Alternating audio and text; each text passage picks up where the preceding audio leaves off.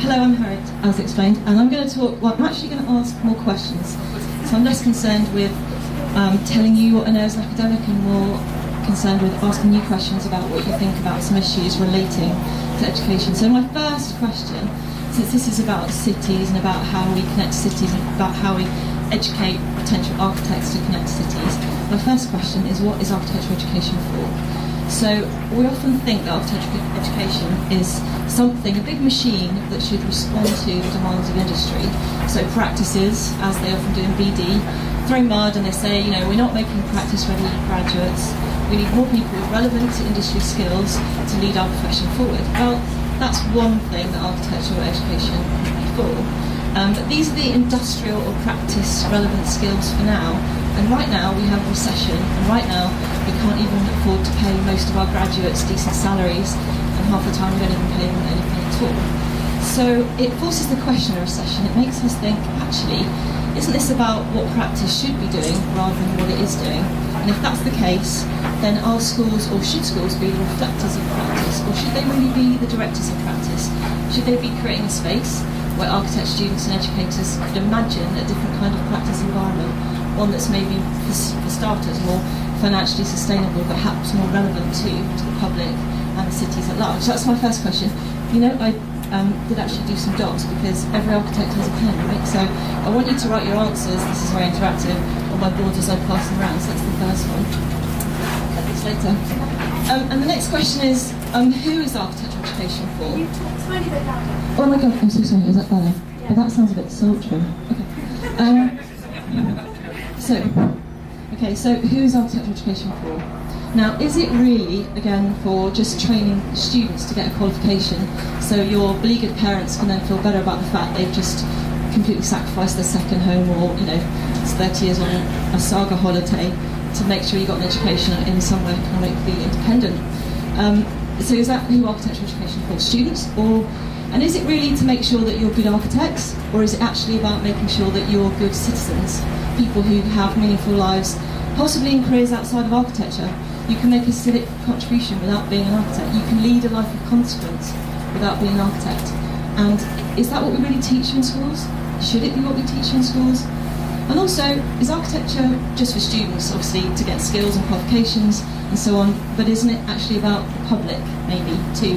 Who is it for? Is it for the developers? Is it for the clients? Is it for the cities? Is it for the end users? These are questions we seem to struggle to answer. So there you go. Next question, you can find the answers. Okay. Third one. So who should teach architecture? Well, obviously I quite like being paid, actually. I have a cat and a dog and, hair that needs maintaining.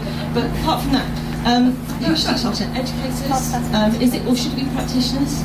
So right now you've got these emergent models like London School of Architecture, Will Hunter's thing, or STORE, these radical young hipsters that I adore who are doing these progressive things.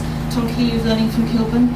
So actually, we're going to take architecture education out of the big institutions, and we're going to start teaching it maybe in a more distributed way on the streets, or we're going to teach each other.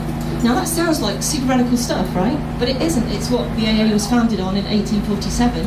A teenager and a 24-year-old saying, actually, we don't really want to be taught in a way that's exploitative. We're going to create our own school. And that's what the Architectural Association was originally.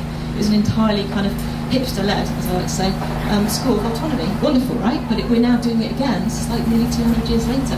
And we're going back to reinvent the wheel because we're utterly dissatisfied with architecture education as it stands. And is it about pedagogy? We talk about this a lot more recently.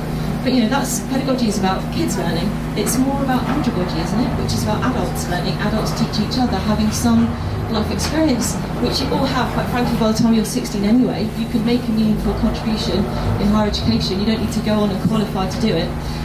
But these are the questions, right? We think that people who have the authority to teach architecture have to be architects in practice. What about the public teaching us about cities and civic situations and so on, what their needs are, and each other teaching each other? These are big questions. Okay, that can go. Please give me the answers. I'll put them in my PhD conclusion. So, next question. Where should we teach architecture? Well, this is an easy one, right? Architecture schools, they've got heating, studios, libraries, bad canteens. Every now and again we do a private viewing, we get free alcohol. But, lately people are saying, like the London School of Architecture, Should we teach it in practice? Is that where you learn best? Ask any Part 3 student, should we teach it in practice? And they'll say probably not, because I've been detailing car parks for 4 years, so I'm not learning anything that's relevant to actually getting my qualification. And is it actually about, architecture that's about proto-practice? In other words, kind of something like a live project is proto-practice, right? Because you're doing something that's a small-scale, miniature version of real-time architecture. Or is it, do we really need an academy?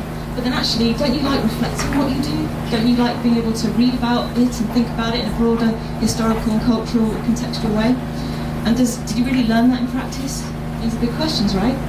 And actually, if you're doing a live project, for example, and you're in a community, you're also learning presumably from the community, not just the context and the environment, but the people in that community. So these are, again, important questions. And my last one, which is more provocative, I took very seriously not only the prop thing, but the 5-minute thing.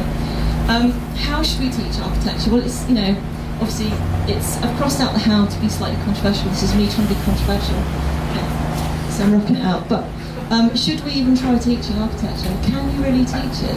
I mean, apart from detailing, which now engineers do, and the project management bit, which now project managers do, and as we stand here panicking about the territory that's being nibbled away by all the sub-consultants, what is really architecture concerned with? And therefore, if we still don't really know, because I don't know if we really do, then how do we teach it, or even should we teach it necessarily in a hierarchical university infrastructure? Should it be something that's more autodidactic, so it involves everybody on equal terms?